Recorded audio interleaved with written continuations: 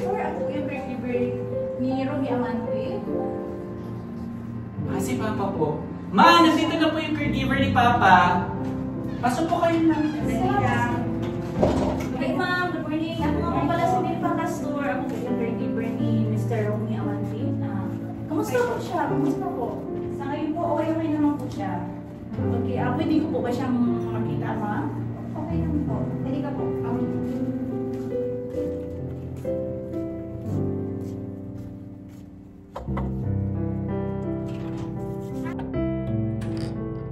Hindi po yung caregiver mo.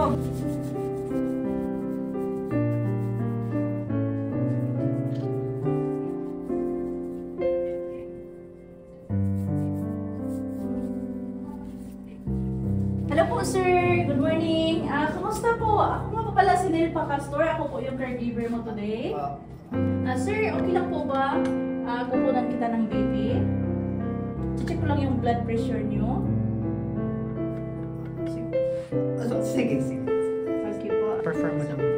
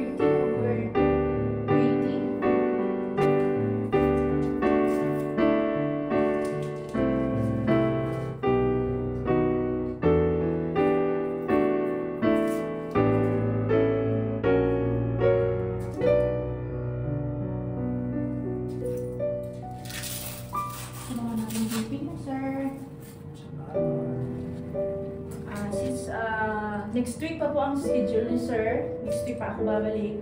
Ituturo ko na lang po sa inyo ang mga gagawin nyo para matulungan po natin si sir. Han, lalabas muna kami, ha? Usap lang kami sa sala. Huwag ka mag-alala, kaya natin to, gagaling ka din, ha? Kung may kailangan ka, pindutin mo na yung folder, ha? Mga anak, tigil nyo muna yan. Sasabi sa atin ang caregiver ng papa nyo. Sige po, ma. Okay po. Kalagayan ng pasyente ni Mr. Amante, kailangan po natin siyang tulungan para ma-improve yung mobility niya, communication niya. Araw-araw niyo po siyang kausapin. Normal lang na pag-uusap na parang wala siyang karamdaman. Tsaka alalayan niyo po siya sa pagtayo niya kasi nga nakikita natin ang kalagayan niya. Tsaka araw-araw niyo po siyang alalayan sa pagkain para mag-improve po yung paggalaw niya sa katawan niya. Ituturo ko po sa inyo paano po ang paggamit ng walker para malalayan niyo po ang papa niyo. Mamaya, pag-alis niya, alalayan niyo lang po. Maglakad po siya, dito po sa weak side niya, nakaalalay. Okay? O, ganito lang po. Device, weak side, strong side. Device, weak side, strong side.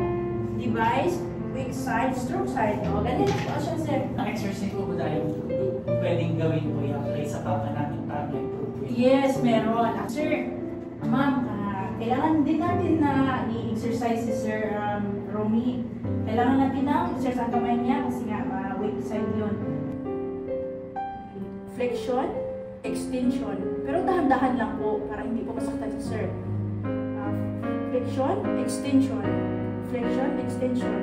Sa legs naman niya, inversion, evasion. Inversion, evasion. Ganun lang po. So, dahan-dahan lang po para hindi masaktan si sir. Okay po ma'am. Babalik po ako next week para sa next visit ni Sir Romy. Tama ma'am. Thank you po, Thank you. ma'am.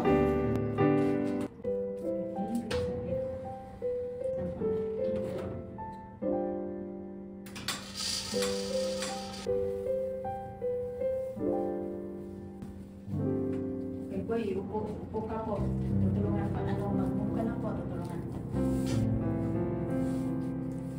1, 2, 3 po. Upo ka lang po. So, ngayon, kailangan natin yung exercise po.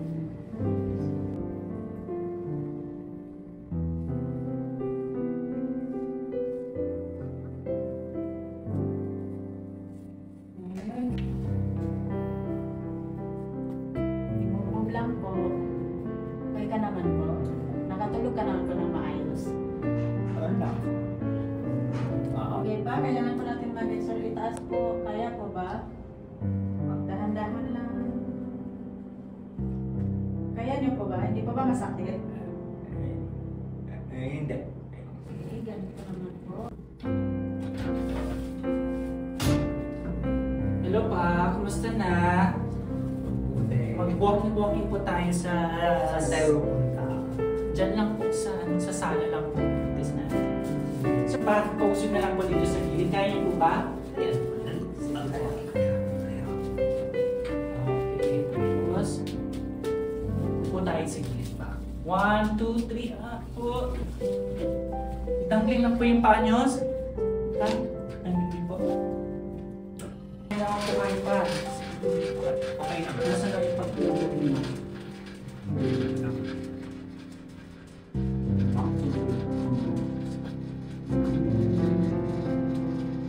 Tayo sa sala. Sana lang. Umuulan sa labas kaya hindi pwede tayo mag-walking sa labas.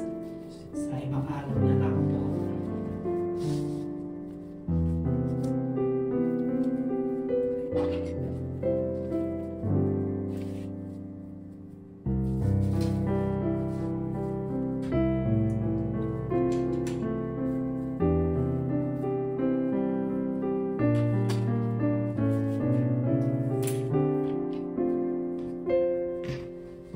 Palagay niyo pa kamay niyo dito pa.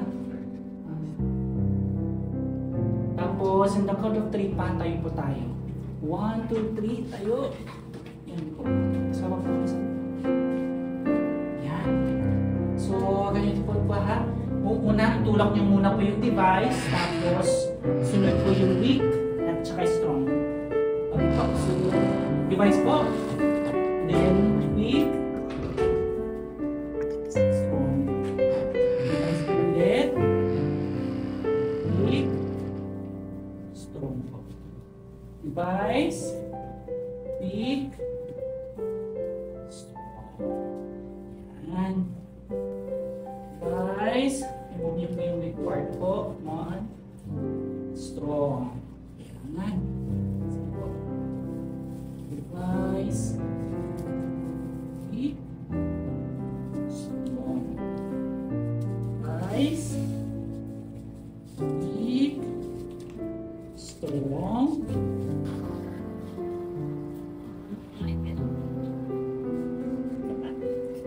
Lugaw yan, Han.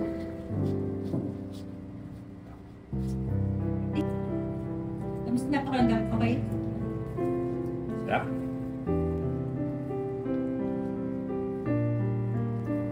Wala sa mga. Tubig. Thank you.